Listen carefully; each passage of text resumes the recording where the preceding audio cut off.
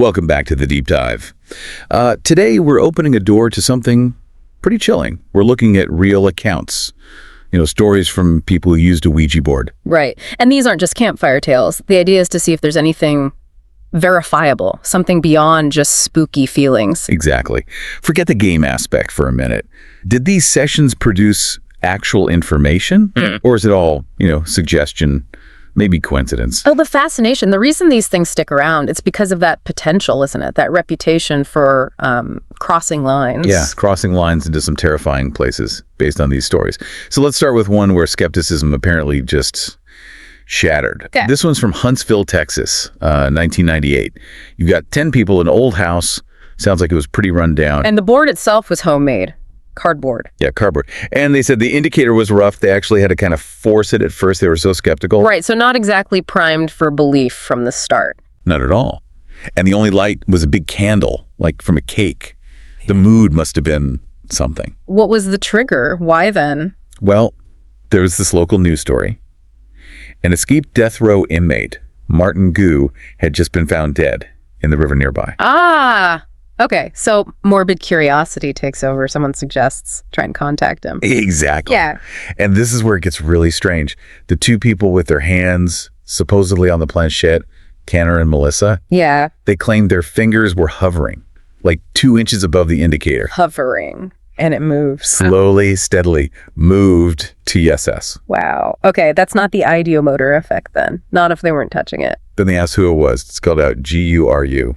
Close, right? Plastic goo, yeah. Interesting. But here's the clincher. Oh, There was this guy, Shay, sitting like 4 feet away, not involved. okay. He was the only one there who knew this really obscure fact about Gu. Yeah. So Tanner asked the board, asked Gu, where'd you go to high school? This is the key moment, isn't it? The verifiable fact test. Something not guessable, not widely known.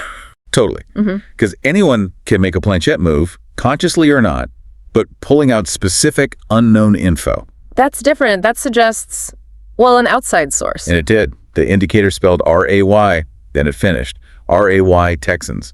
A high school down near Corpus Christi. And Shay knew this. Shay knew it. Yeah. Apparently, he just went white. Nobody else had a clue. The person telling the story later checked online. Gu did go to Ray High School. Okay, so verifiable data known only to one detached observer delivered through the board. That's hard to explain away easily. It really is. It points towards some kind of external intelligence, right? Something accessing information. Either that or a level of group subconscious connection that's frankly just as unsettling. But yes, the external intelligence theory gets a big boost there. But it didn't end with just information. They got freaked out, asked the spirit to leave. It's spelled N-O several times. Then the indicator just stopped, dead center. Chilling. So what do? Took the board outside immediately and burned it. Smart move, probably. You'd think that would be the end of it. Nope. As soon as they went back inside, things started happening. Physical stuff. Like what? Pots falling off the kitchen counter. Pictures held by magnets flying off the fridge. Whoa! Immediately after burning the board. Immediately. And later that night, the power breakers in the house just kept flipping off and on. So it went from verifiable information to direct physical retaliation almost? That's exactly what it sounds like. The sequence is what's so disturbing. Fact, then force. Yeah, the physical part really challenges the idea that it's all in their heads. How does suggestion make pots fall? We see that pattern, again, the historical confirmation thing, in another story. This one's mentioned in the Pinu Ghost book. Someone living in a house they already knew was haunted. Okay. They used the board, contacted a spirit, little boy, said he'd been killed with an axe by the man he thought was his father. Heavy stuff. Did they get any proof? Years later, apparently, the spirit, through the board, or maybe other means, led the person to the boy's grave. The tombstone carving matched the story. A little boy, a man behind him. But also, behind the man, an Indian fess holding an axe. So the carving revealed more. Yes. The spirit then clarified the Indian figure was the actual killer, not the father. And once that full truth, that historical detail came out, The spirit found peace. that's the claim. The verification, the uncovering of the truth seemed to resolve it. It's interesting, this strategy of establishing credibility first, using facts, history, things that can be checked. It breaks down your defenses, doesn't it? It absolutely does. And once they've proven they know things, proven they're real in some sense, maybe that's when they can start affecting things more directly. Affecting the physical world, you mean? Yeah. Which brings us to the really terrifying accounts. Yeah. Where it's not just about information anymore. It's about physical power. Raw force. Let's hear them. Okay, quick example first. A 9-year-old girl buys a Ouija board. Her mom, very religious, freaks out.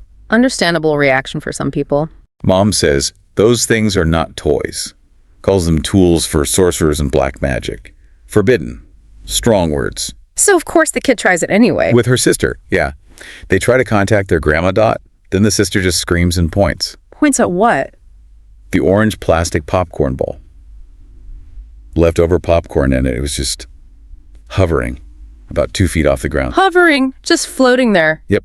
The girl telling the story got mad, yanked her hands off the board, yelled, "Knock it off." And a bowl. It flipped over, scattered popcorn everywhere, and fell to the floor. They broke the board and threw it out right after that. Wow. Instant, localized, physical manifestation. And it stopped the moment the contact was broken. Exactly. Then there's another one, really young kids this time, 7 and 8 years old. Oh, boy. Playing in the dark. Naturally. They thought the other one was moving the pointer, until they contacted someone named Amanda. And then? One kid, Ryan, felt suddenly cold. Felt like breath on his neck. Yeah. Creepy, but maybe explainable. Maybe. What happened next? Later, at the narrator's house, they felt a breeze, even though the AC wasn't on. A dream catcher above the bed started moving on its own. Okay, getting weirder. Air currents can be strange, but... It escalated. The main light, hanging from the ceiling, started shaking. The whole light fixture. Yeah. And then they went into the sister's room, turned on a radio, and everything on a shelf just started shaking violently. Whoa. Okay, that's not random air currents. That's progressing from subtle feelings to, localized poltergeist activity. It's a definite escalation. From a whisper to, like you said, chaos. But the next one, this one feels calculated, deeply personal, targeting vulnerability. All right. The narrator's on a blind date, set up by a new friend, Cheryl. And the timing. It's exactly 9 months after her father died. Oh, wow. A really sensitive time. And she's actually wearing some of his old clothes that night. For comfort, Yeah, of course. A connection to him. That's an incredibly personal context for what happens next, I imagine. You have no idea. They start the session, 4 of them, her, Cheryl, and the 2 guys whose place it is. She immediately feels like the air gets thin, hard to breathe. Okay, the atmosphere changes. Common prelude. They ask who's there. The board spells out her childhood nickname, a really specific one. A name the others wouldn't know, especially the new friend, Cheryl, or the hosts. No way. Completely unknown to them. She tries to stand up, get away from it, but then it spells out her father's name. Oh, no. Using the grief, using that specific vulnerability. She just lost it. Started screaming, saying it was lying, that it wasn't him. And the entity's reaction? Instantaneous. The candles just blew out. Poof. Darkness.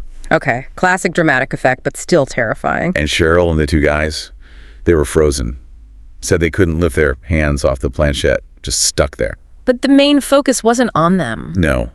The horror was saved for the narrator. She said she felt hands around her throat.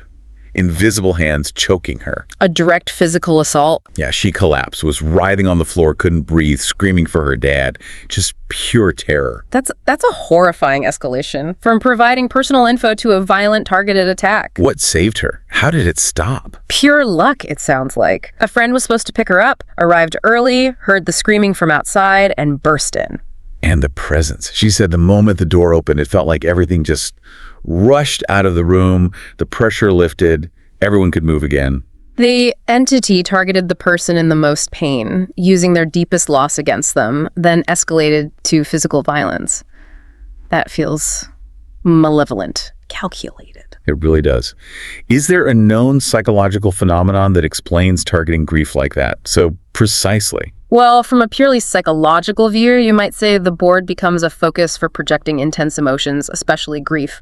But that doesn't really account for the specific unknown nickname or the simultaneous paralysis of others or the physical choking. If you entertain the idea of an external intelligence, especially a negative one, targeting grief is brutally effective. It's maximum emotional impact, maximum trauma. It suggests an entity seeking to cause harm and knowing exactly where to inflict it. That calculation really comes through in this next story. This involves long-term contact. Oh, years. 4 years. A young woman communicating with spirits she considered her soulmates. One in particular, named Irvin, became very protective. possessive even. Okay, a relationship dynamic with the entity. That's a whole other level. Then she starts dating a new guy. And Irvin, the spirit, did not approve. How did it express disapproval? Became aggressive. Claimed the new boyfriend was, and this is a direct quote, a demonic sort of spirit. Said he would cause her eternal harm. Insisted she break up with him. Wow, that's not just general spookiness, that's direct interference in her life. A specific predictive warning, using fear to control her choices. Irvin kept pushing it. Then one day, he tells her to check a drawing pad she owned. Brand new, blank pages. On one page, there was this yellowish wet spot that had dried. But you could clearly see lines within it. Writing. Writing appeared on a blank page. Physically. That's the claim. And it wasn't just random scribbles. He was written in the angelic alphabet. The angelic or Enochian alphabet, yes. Sometimes called the celestial script. It's associated with Renaissance magic and figures like John Dee. It's not common knowledge. Right. So seeing that specific script would lend weight to the entity's claim of being something ancient or powerful, wouldn't it? Absolutely. It adds a layer of esoteric proof. What did the message say? She had a book, Buckland's, apparently, that helped her translate it. It's spelled out Beware, B-A-T-S. Beware bats. What did that mean to her? At first, nothing. She and her son were just confused. Then it clicked. Her new boyfriend, he was a huge collector of bat stuff. Bat figures, bat pictures. Ooh. And he had a prominent bat tattoo. Okay, that's specific and unsettling. Did she break up with him based on the note? Not immediately, it seems. But the warning stuck with her. The relationship eventually ended, and later he confessed something truly bizarre to her. What was that? He told her he believed he was a fallen angel, and that he could produce some kind of ethereal alter ego to, like, avenge his sorrows. Whoa! Okay, so Irvin's warning about him being a demonic sort of spirit suddenly sounded alarmingly accurate. Exactly. The physical note, the weird alphabet, the specific bat's clue, and then the boyfriend's own disturbing confession. It all lined up. Irvin provided proof. Proof that served its purpose, getting her away from the boyfriend. A long game played with chilling precision. One last quick one. This shifts from visual and physical to auditory horror. Okay. 5 friends, maybe around 13 years old, playing with the board, daring the spirit, you know how kids are, prove you're real. Yeah, tempting fate. They had the cassette tape playing nearby. Just music, mixes, and jams, playing quietly. Background noise. A few questions into the session. A voice cuts through the music on the tape. Not from anyone in the room. From the tape itself. From the tape. Over the music. Everyone heard it. Described as a slow, deep, horrible voice. Yeah. Monstrous. And what did it say? It said the narrator's name. Just her name. Margie.